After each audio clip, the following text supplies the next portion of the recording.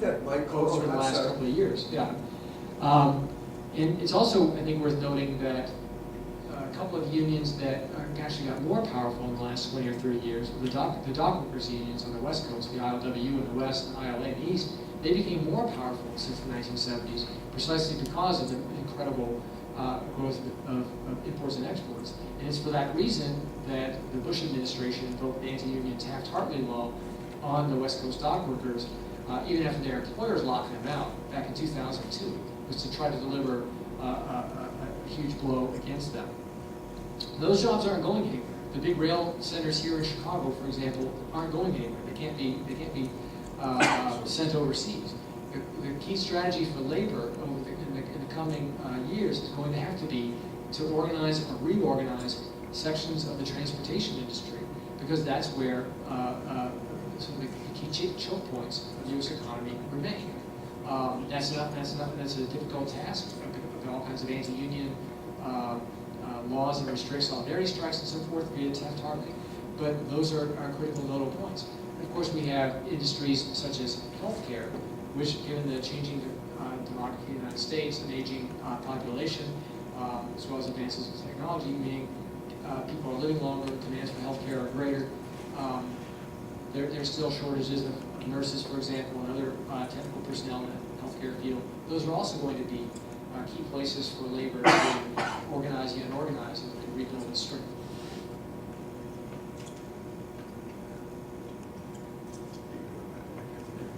We have time. Yes, go ahead.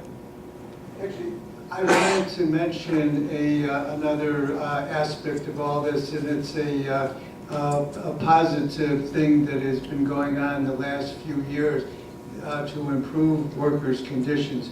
And that is other groups, non-labor unions, non-workers themselves, have worked together with various labor unions to set up boycotts and to do a lot of things in support of them. And one example of this is the Congress Hotel strike that has been going on 6 years now. But a lot of faith-based groups and other groups have been working with the union of workers there called Unite Here. And what they've been doing is, if a particular group knows of somebody that's related to their group that's thinking of having a convention or whatever, they talk to them and try to get them not to stay at the Congress and that type of thing. So I think this working together of labor unions and other groups that care about this issue is potentially a very important thing.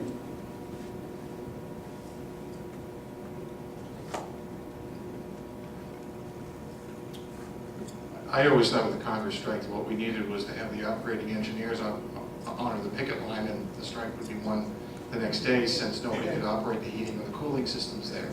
And you know, that was always the rub for me on the Congress strike.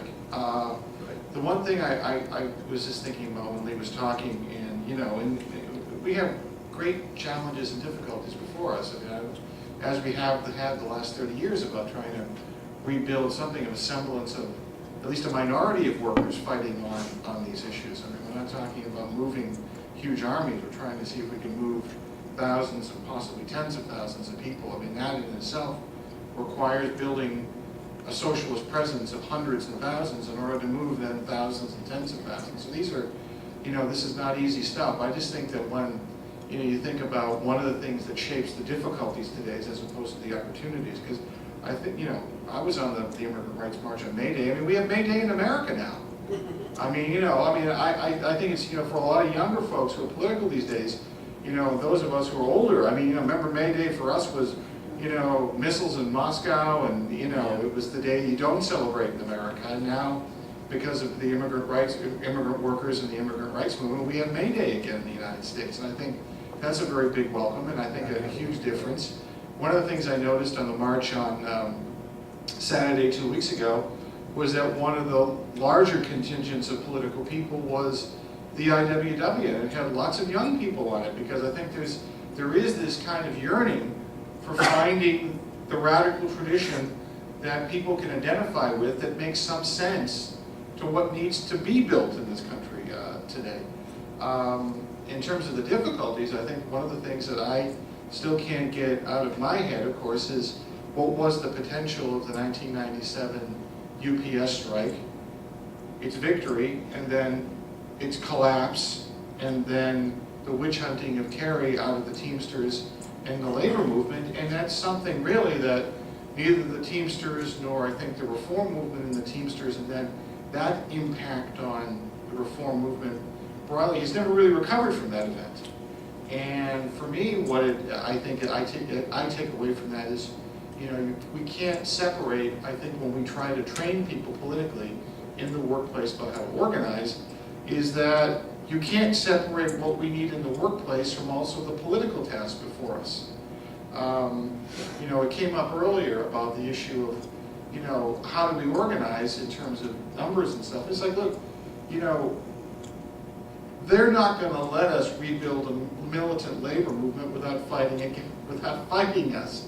And one of the ways that they've always fought us is politically in this country, whether it's Taft-Hartley, whether it's E-Verify in terms of attacking immigrant workers right now, whether it's something prominent like the attack on Ron Kerry, is that rebuilding, I think, in the workplace also means training people to think politically about how repressive the American state is towards any inkling of life inside the labor movement that takes place. But I think the other half of that is also the fact that, we have May Day in America. We have 65,000 people marched in Milwaukee. That's 3 times the size of the number of people who marched in Chicago. LA had 100,000, and we go back even to 2006 and 2007 when we had enormous amounts of people out there. And of course the question is that shows the yearning. And I guess the question is the more political question I think I would ask Lee to comment on is the political task of what it means for a socialist organization in this country, or building a broader socialist left that can begin to deal with some of this stuff. Not clearly all of it, but how to deal with some of it.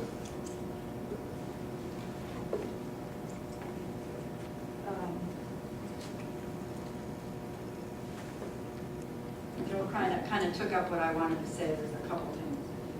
One is on the issue of, it's very nice to say, well, at every turn, when labor had an upsurge, behind that scratch the surface, and you have a socialist left that organized in 1934, or a left of, I would say Martin Luther King being a social democrat in his outlook at that time, a socialist left active in the streets in 1968 that then spawned some spillover into the thing.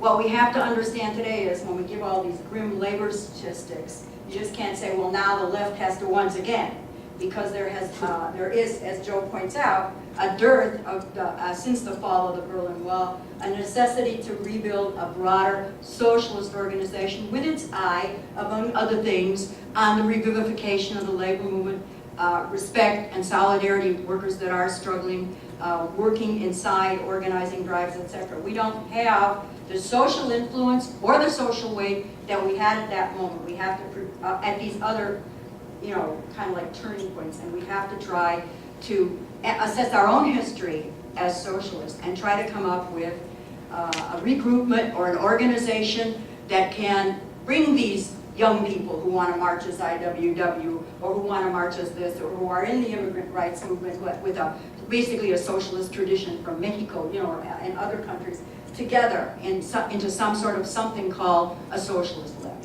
That is every bit a part of the task as others. The second reason it's important is the attack now being on the public sector. Andy Stern actually made it. I was working for the SEIU from 1995 on, until I retired.